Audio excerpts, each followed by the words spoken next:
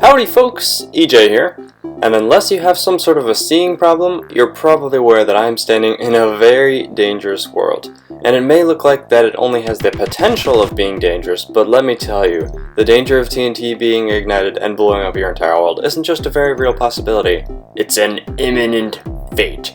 For those of you that don't have what it takes to be constantly paranoid and very, very careful. Yes, you heard me right. This is a blatant challenge to your survival skills. Of course, I mean this vicious insult all in fun. Now, you've probably played Minesweeper. Maybe you've even played Seth Blink's Minesweeper in Minecraft. But what purpose has there ever been for Minesweeper? When will you ever need to analyze small portions of an area so that you can determine whether or not it's safe to explore, and then by using logic and risking your life, you can then uncover more area to analyze which will help you survive? Well, now there's finally an application for all those wasted hours on Minesweeper. This challenge is called Don't Update the Ground. Ever. Because all this TNT is already activated. It just hasn't realized it yet. Every one of these TNT blocks is above a redstone block, so in order to survive in this world, you need to never, ever give a TNT block a block update. This means that you'll have to be very careful and clever in order to survive and complete some basic survival tasks. For example, let's take a look at these crops. Oh look, redstone blocks.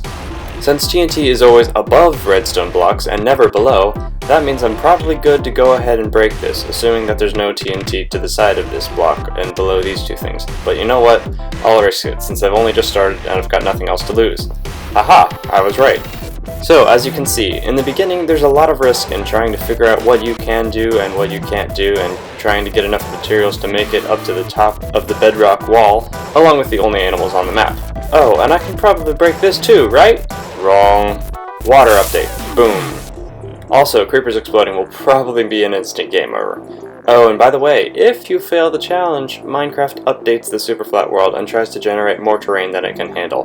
Therefore, if you fail this challenge, not only will everything blow up, but your game will crash, and you'll have to delete the world as a useless failed attempt, just like I'm going to do with all my failed setup tests. High stakes, huh?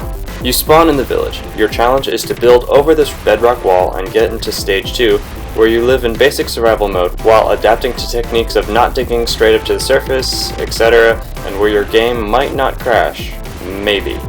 It's a very simple challenge. Your one rule is to not touch the ground. Ever. I'm sure you've all probably seen Etho's Mad Bomber challenge from last week.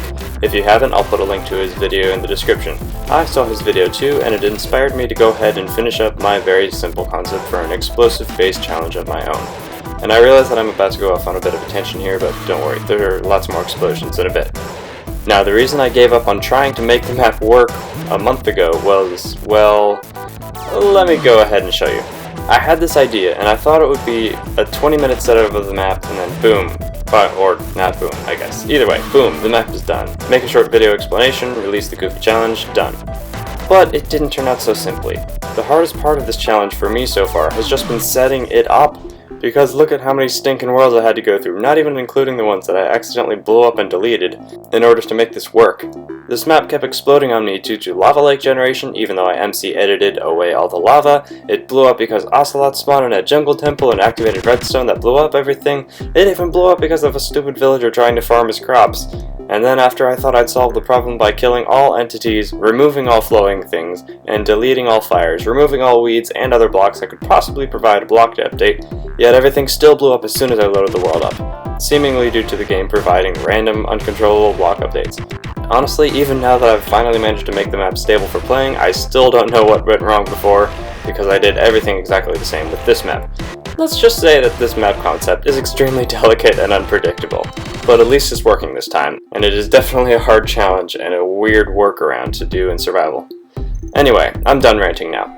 Now, go download it, all you Anthonyms and survival fanatics. Prove that you can avoid block placing, piston pushing, sand falling, sheep eating, leaves decaying, furnace cooking, and a variety of other block updates. Have fun, but I don't think you can do it. Now, as promised, here is your big boom. And with that said, thank you very much for watching, and I will see you all later. Bye bye.